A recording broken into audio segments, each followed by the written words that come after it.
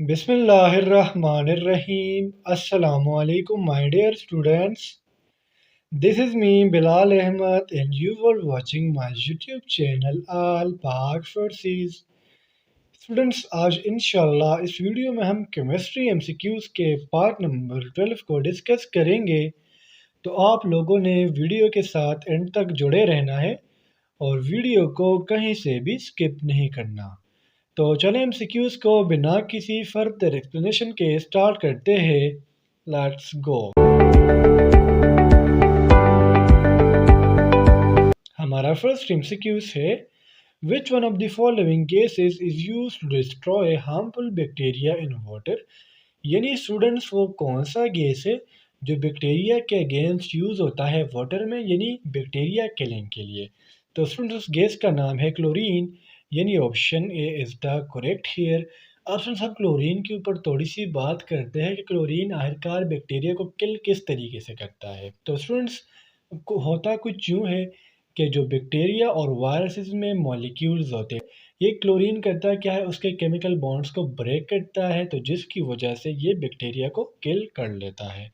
MCQs number 2 है हमारा, a reaction between N acid and a base produces. Student first of all हम बात करेंगे कि एसिड क्या है और बेस क्या है, देन हमें ये समझ आएगी कि जब एसिड और बेस रिएक्शन करते हैं तो ये क्या प्रोड्यूस करते हैं।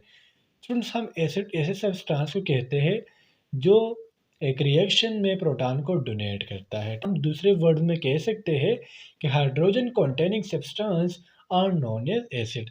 अब अगर मैं बेस की बात करूं तो सुन, जो बेस है ये बिल्कुल एसिड के अपोजिट है। बेस करता है क्या है, एक रिएक्शन में प्रोटॉन को एक्सेप्ट करता है।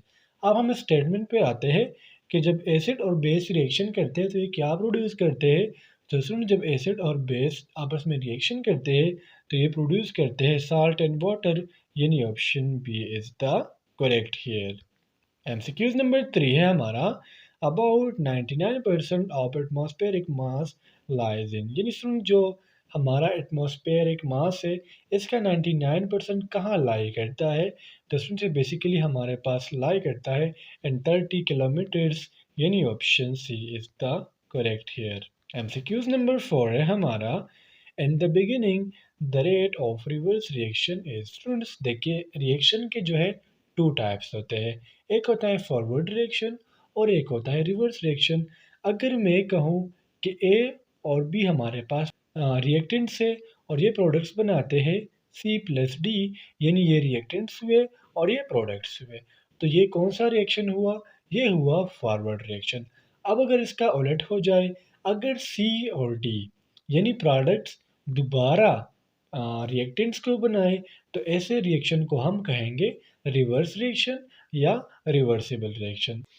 सो in the beginning the rate of reverse reaction is slow, यानी option D is the correct here. Students ये आपने याद रखना है लाजमी से, क्या पता आपको एमसीक्यूज में फॉरवर्ड रिएक्शन की डेफिनेशन दी हो या रिवर्स रिएक्शन की डेफिनेशन दी हो, तो इसलिए मैं आपको थोड़ी सी डेफिनेशन भी साथ साथ बताता हूँ।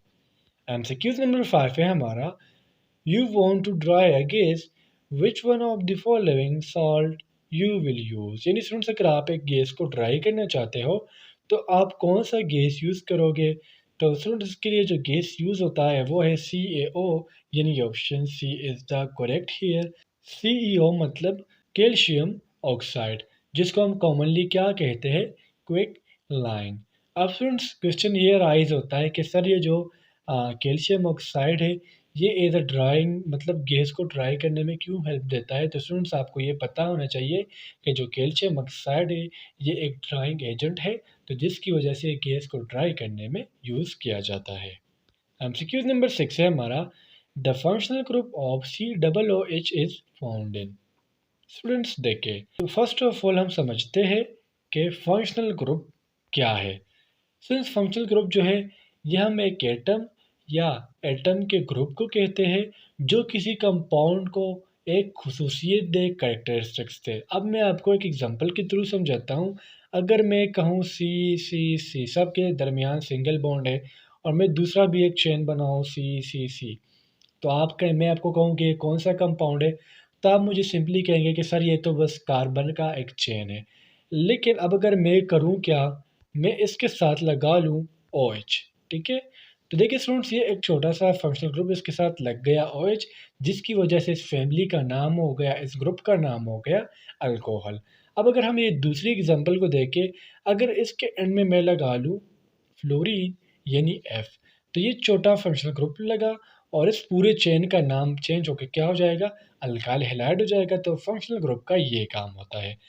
तो उसमें से जो COOH फंक्शनल ग्रुप है फाउंड इन कार्बोक्सिलिक एसिड, यानी option A is the correct here.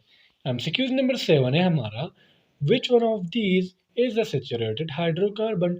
Student देखिए इधर टू वर्ड यूज हो रहे हैं, एक है हाइड्रोकार्बन और दूसरा है सैचुरेटेड। देखिए फर्स्ट ऑफ ऑल हम समझ लेते हैं कि हाइड्रोकार्बन होते क्या है। स्टूडेंट हाइड्रोकार्बन हमारे पास ऐसे ऑर्गेनिक कंपाउंड्स है जो सिर्फ हाइड्रोजन और कार्बन से मिलकर बने हो। अब इधर एक वर्ड यूज हो रहा है सैचुरेटेड। अब सैचुरेटेड से क्या मतलब है? स्टूडेंट सैचुरेटेड से मुराद हमारे पास ऐसे हाइड्रोकार्बन है जिसमें तमाम बाड क्या होंगे, सिंगल होंगे, ठीक है। कार्बन और हाइड्रोजन के दरमियान जो बॉन्ड होंगे वो सिंगल होंगे। जिस तरह मैंने आपके लिए एक लॉन्ग चेन ड्रॉ कर दिया, ये अल्केन का लॉन्ग चेन है, ठीक है, जिसमें सिर्फ एक सिंगल बॉन्ड है। जबकि अगर मैं अनसैचुरेटेड हाइड्रोकार्बन्स की बात करूं, तो उसमें होता क्या है कि कहीं ना कहीं डबल बॉन्ड प्रेजेंट होगा। जिस तरह हमारे पास अल्कीन है और अल्काइन है, तो सैचुरेटेड हाइड्रोकार्बन और अनसैचुरेटेड हाइड्रोकार्बन में ये फ़र्क है, ये भी आपने लाजमी याद रखना है। और जो नीचे दिए हमें ऑप्शंस दी गई है, इसमें जो सैचुरेटेड हाइड्रोकार्बन है वो है C5H12, यानी option D is the correct here. MCQs number 8 है हमारा, विच one of the following is a reducing sugar. यानी नीचे दिए गए ऑप्शंस में हमारे पास रिड्यूसिंग शुगर कौन सा है। तो उसमें हमारे पास जो रिड्यूसिंग शुगर है वो है ग्लूकोज, यानी option A is the correct here. Students मैं आपको थोड़ी सी एडिशनल इन्फॉर्मेशन देते चलूँ। जितने भी हमारे पास मोनोसेकेराइड्स है, फ्रक्टोज हो गया, ठीक है, राइबोज हो गया, तो ये सारे हमारे पास क्या है, रिड्यूसिंग शुगर्स है। एमसीक्यूज नंबर 9 है हमारा, which of the following is tasteless. यानी नीचे दिए गए ऑप्शंस में टेस्टलेस कौन सा है, मतलब जिसका कोई टेस्ट ही ना हो।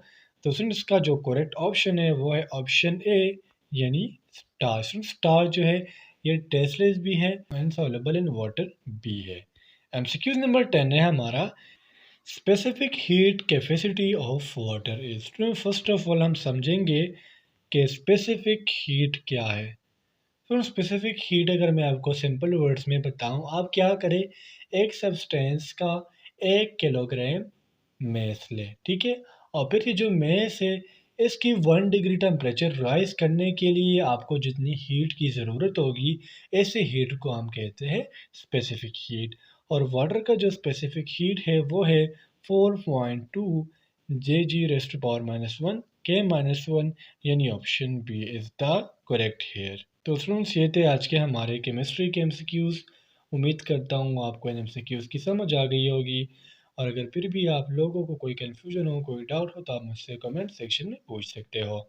इंशाल्लाह अगली वीडियो में मिलते हैं, तब तक के लिए मुझे इजाज़त दीजिए। मुझे अपने दुआ में याद रखिए। अल्लाह हाफिज़।